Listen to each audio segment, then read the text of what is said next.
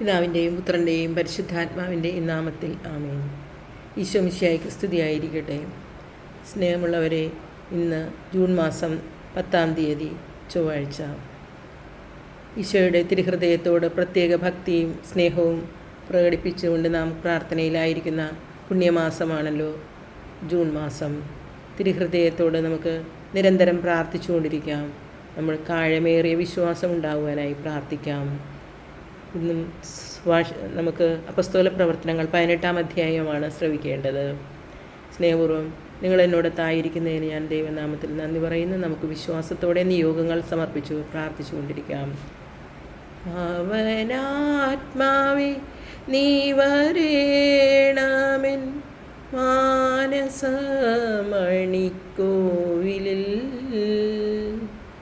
നായക ഞങ്ങൾ നാവിനാലങ്ങേ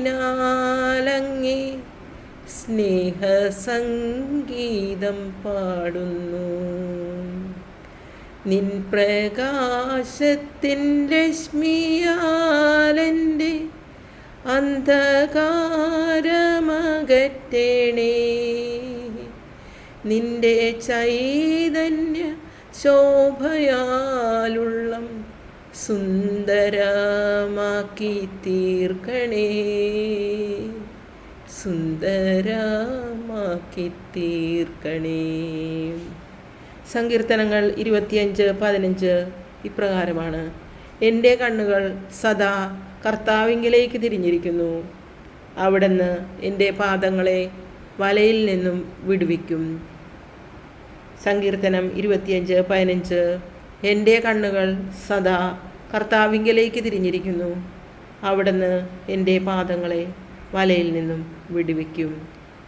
ശ്രദ്ധാപൂർവം വചനവായനയിലേക്ക് നമുക്ക് കടക്കാം. സാധിക്കുന്നവർ ബൈബിൾ കയ്യിലെടുത്തുകൊണ്ട് ഞാൻ വായിക്കുന്നതിനോടൊപ്പം നിങ്ങളും ആ ഭാഗം വായിക്കുമ്പോൾ തീർച്ചയായും വചനം നമ്മെ അനുഗ്രഹിച്ചുകൊണ്ടിരിക്കും. അപ്പസ്തോലന്മാരുടെ പ്രവർത്തനങ്ങളിൽ നിന്നും അധ്യായം 18. കൊറിന്തോസിൽ. ഇതിനുശേഷം പൗലോസ് ആഥൻസ് വിട്ട് കൊറിന്തോസിലെത്തി. അവൻ പോന്തസുകാരനായ അക്വില എന്ന ഒരു യഹൂദനെ കണ്ടുമുട്ടി. അവൻ തൻ്റെ ഭാര്യയായ പ്രിസ്കില്ലയോടൊപ്പം ആയിടെ ഇറ്റലിയിൽ നിന്നും എത്തിയതേ ഉണ്ടായിരുന്നുള്ളൂ. എന്തെന്നാൽ എല്ലാ യഹൂദരും റോമ വിട്ടുകൊള്ളണമെന്ന് ക്ലൗദിയൂസിൻ്റെ കൽപ്പനയുണ്ടായിരുന്നു. പൗലോസ് അവരുടെ വീട്ടിൽ ചെന്നു. അവർ ഒരേ തൊഴിൽക്കാരായിരുന്നതുകൊണ്ട് അവൻ അവരുടെ കൂടെ താമസിക്കുകയും ഒന്നിച്ചു ജോലി ചെയ്യുകയും ചെയ്തു. കൂടാരപ്പണിയായിരുന്നു അവരുടെ ജോലി.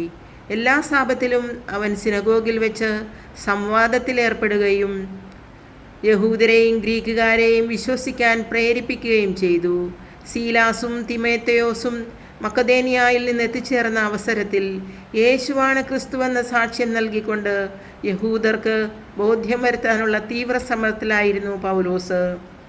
അവർ അവനെ എതിർക്കുകയും ദൂഷണം പറയുകയും ചെയ്തപ്പോൾ അവൻ സ്വന്തം വസ്ത്രങ്ങൾ കുടഞ്ഞുകൊണ്ട് അവരോട് പറഞ്ഞു: നിങ്ങളുടെ രക്തം നിങ്ങളുടെ തന്നെ ശിരസിൽ പതിക്കട്ടെ.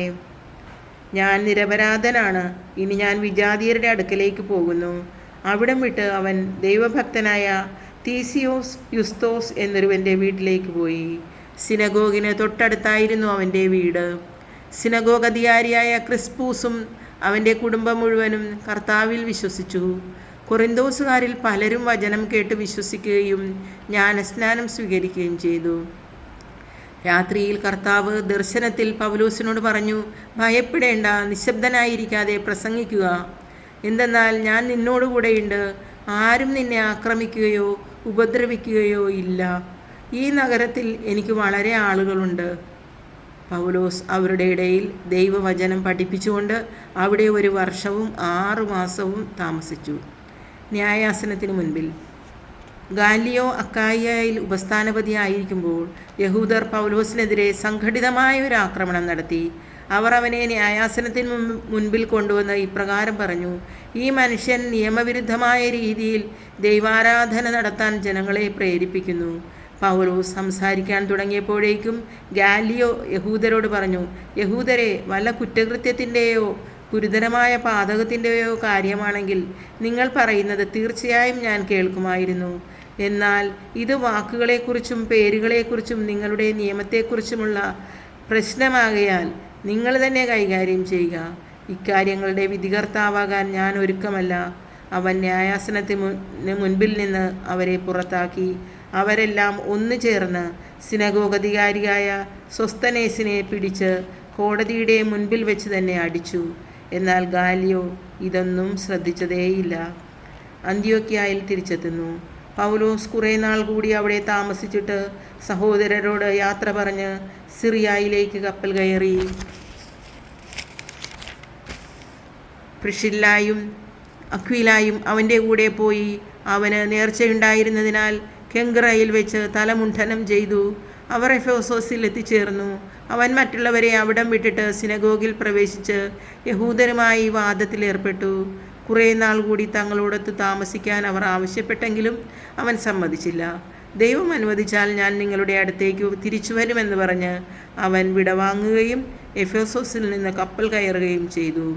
കേസറിയയിലെത്തി അവിടുത്തെ സഭയെ അഭിവാദനം ചെയ്തിട്ട് അവൻ അന്ത്യോക്യായിലേക്ക് പോയി. കുറേ കാലം അവിടെ ചെലവഴിച്ചതിന് ശേഷം അവൻ യാത്ര പുറപ്പെട്ട് ഗലാത്യ, ഫ്രിജിയ എന്നീ പ്രദേശങ്ങളിലൂടെ സഞ്ചരിച്ച് എല്ലാ ശിഷ്യർക്കും ശക്തി പകർന്നുകൊണ്ടിരുന്നു. അപ്പോളോസ് എഫെസോസിൽ. ആയിടയ്ക്ക് അപ്പോളോസ് എന്നു പേരുള്ള അലക്സാണ്ട്രിയക്കാരനായ ഒരു യഹൂദൻ എഫെസോസിൽ വന്നു. അവൻ വാഗ്മിയും വിശുദ്ധ ലിഖിതങ്ങളിൽ അവഗാഹം നേടിയവനുമായിരുന്നു. കർത്താവിൻ്റെ മാർഗത്തെക്കുറിച്ച് അവന് ഉപദേശവും ലഭിച്ചിരുന്നു. അവന് യോഹന്നാൻ്റെ ജ്ഞാനസ്നാനത്തെക്കുറിച്ച് മാത്രമേ അറിവുണ്ടായിരുന്നുള്ളൂ. എങ്കിലും യേശുവിനെക്കുറിച്ചുള്ള കാര്യങ്ങൾ ആത്മാവിൽ ഉണർവോടെ തെറ്റുകൂടാതെ പഠിപ്പിക്കുകയും പ്രസംഗിക്കുകയും ചെയ്തിരുന്നു. അവൻ സിനഗോഗിലും ധൈര്യപൂർവ്വം പ്രസംഗിക്കാൻ തുടങ്ങി. പ്രിസ്കില്ലായും അക്വിലായും അവൻ്റെ പ്രസംഗം കേട്ടു. അവർ അവനെ കൂട്ടിക്കൊണ്ടുപോയി ദൈവത്തിൻ്റെ മാർഗം കൂടുതൽ വ്യക്തമായി പറഞ്ഞു കൊടുത്തു. അവൻ അക്കായിയിലേക്ക് പോകാൻ ആഗ്രഹിച്ചു. സഹോദരർ അവനെ പ്രോത്സാഹിപ്പിക്കുകയും അവനെ സ്വീകരിക്കുന്നതിന് ശിഷ്യർക്ക് എഴുതുകയും ചെയ്തു. അവിടെ എത്തിച്ചേർന്നതിന് ശേഷം കൃപാവരം മൂലം വിശ്വാസം സ്വീകരിച്ചവരെ അവൻ വളരെയധികം സഹായിച്ചു. എന്തെന്നാൽ അവൻ പൊതുസ്ഥലങ്ങളിൽ വെച്ച് വിശുദ്ധ ഗ്രന്ഥങ്ങൾ ഉദ്ധരിച്ചുകൊണ്ട് ക്രിസ്തു യേശു തന്നെയാണെന്ന് തെളിയിക്കുകയും യഹൂദന്മാരെ വാക്കുമുട്ടിക്കുകയും ചെയ്തിരുന്നു. കർത്താവിൻ്റെ വചനം. ദൈവത്തിന് നന്ദി. സ്നേഹമുള്ളവരെ, നമുക്ക് 18-ാം അധ്യായം ഇന്ന് പൂർത്തിയാക്കി. അടുത്ത ദിവസം നമുക്ക് 19-ാം അധ്യായം തുടങ്ങാം. വചനവായനയിൽ എന്നോടൊപ്പമായിരുന്ന നിങ്ങളെവരെയും ദൈവം അനുഗ്രഹിക്കട്ടെ എന്ന് പ്രാർത്ഥിക്കുന്നു. നല്ലൊരു ദിവസം ഞാൻ ആശംസിക്കുന്നു. നന്ദി. സ്നേഹപൂർവ്വം നിങ്ങളുടെ വിക്ടോറിയ ടീച്ചർ.